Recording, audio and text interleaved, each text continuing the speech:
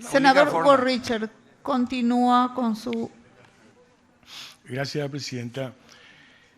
Un saludo al querido Fernando Lugo, que está conectado y votando activamente, así es que reitero mi saludo y mi abrazo. Hoy estamos al día 9 de marzo. Me voy a referir a un hecho que ocurrió hace mucho tiempo. Ocurrió un 7 de marzo, uno de los hechos más vergonzosos, más humillantes en la historia del Paraguay.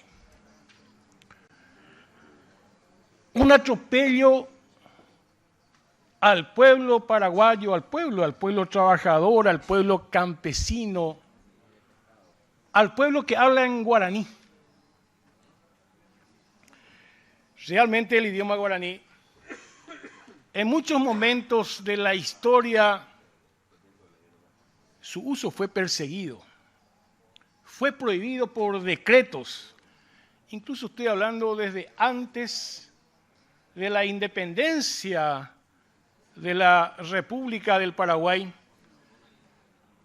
porque si tomamos como referencia, acá tengo la cédula real del 10 de mayo de 1770, por la que se tomaron medidas de orden lingüístico y se inició, de parte de la colonia, por supuesto, la primera persecución contra las lenguas nativas de América y, por supuesto, contra el idioma guaraní.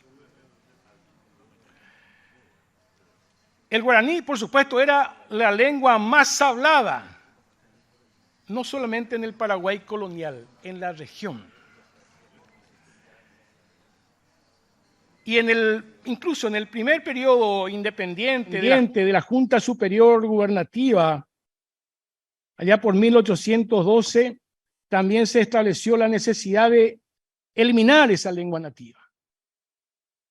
Las prohibiciones por decreto no sirvieron para detener el idioma guaraní, o ni el omitara guaraní, independientemente a los decretos, a las prohibiciones y a las persecuciones. ¿Por qué decía lo del 7 de marzo? Porque antes de ayer, 7 de marzo de 1869, imagínense la fecha, 7 de marzo, el 1 de marzo, la guerra con la muerte del mariscal y el asesinato del mariscal Francisco Solano López. Y apenas 8 días después,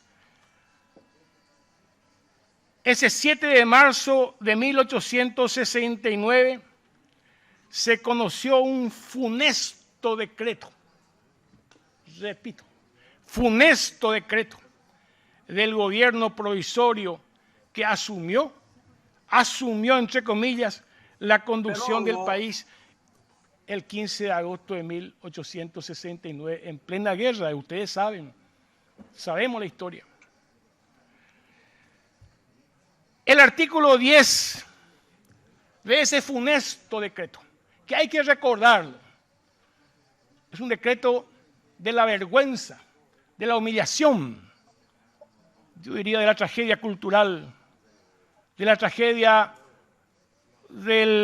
comunicacional, del intercambio entre paraguayos y paraguayas. En el artículo 10, ese decreto dice: se prohíbe también a los maestros que no permitan hablarse en las escuelas el idioma guaraní, sino únicamente en español. Imagínense. Por eso es que hay que recordar. Y eso derivó en una serie de actitudes de persecuciones a niños y a niñas. Fue una humillación contra el pueblo paraguayo. Y acá tomo referencia del profesor Miguel Verón, a quien le pedí algunas de sus anotaciones ante esta violencia lingüística que se había cometido. Pero ubiquémonos en el año 1870, estimados colegas y compatriotas. En el año 1870, casi el 100% de los niños y las niñas hablaban guaraní, casi el 100%. Imagínense el alcance de esta prohibición. Probablemente dicen algunos historiadores que el 80% tenía como única lengua al guaraní y el castellano era hablado más o menos por el 30% de la población. Ahora, Paraguay era casi un país monolingüe. Al prohibirse el uso de esta lengua en las escuelas, vinieron los atropellos. Y los atropellos fueron incluso hasta torturas físicas, psíquicas. Como dice Miguel Verón, lacerantes dolores sufridos por niños y niñas paraguayas, upengo o alguno guimandu atala, por ejemplo, la eyuruyoso. La mitad era la guaraní de tiempo upeno, oye yuruyoso. Jaoñe moñesú. Algunos mandu ay nada, oñe moñesú la mitad. Porque hablaban guaraní amparados en este decreto.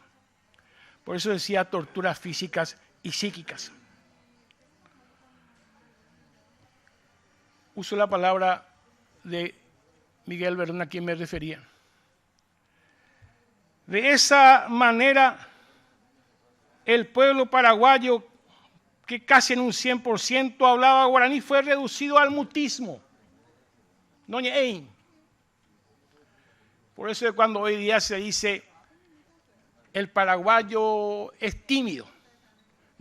Hoy la paraguayo tiene profundas raíces históricas en la persecución como en este tipo de decretos y otros que fueron ocurriendo en todo este tiempo.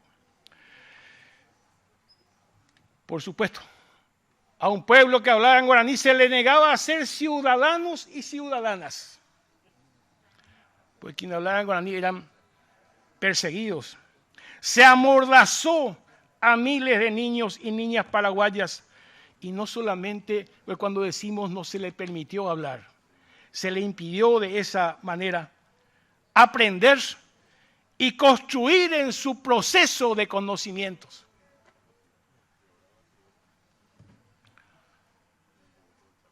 ¿Saben qué es lo peor?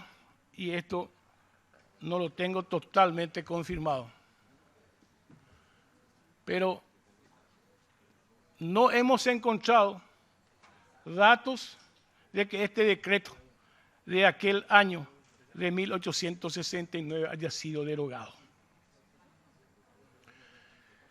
El Estado paraguayo nunca pidió perdón al pueblo paraguayo sobre esta atrocidad cultural, lingüística. Nunca.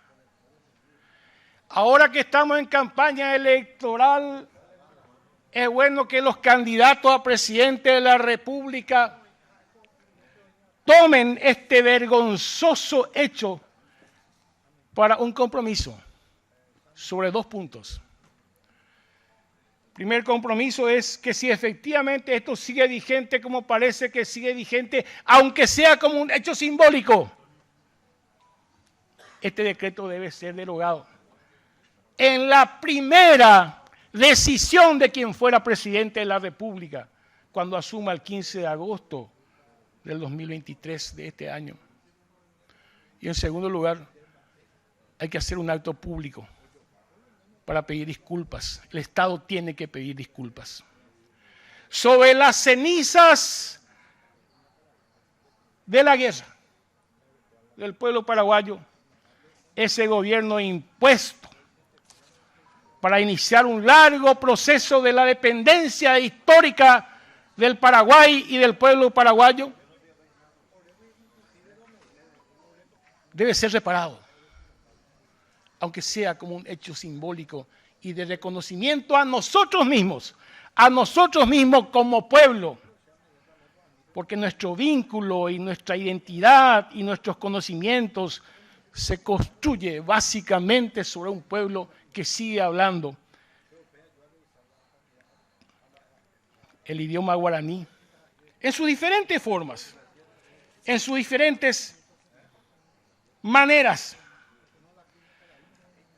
Entonces, compatriota Yei Pulukena, coñe cotetaguañe, al mismo tiempo,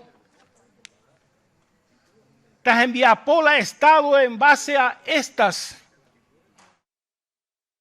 observaciones de respeto, no solamente al guaraní que se habla, sino como respeto al pueblo paraguayo, a su historia, y es parte de la construcción de un nuevo país que tenemos que debatir. Muchas gracias, Presidenta. Gracias a usted, señor senador.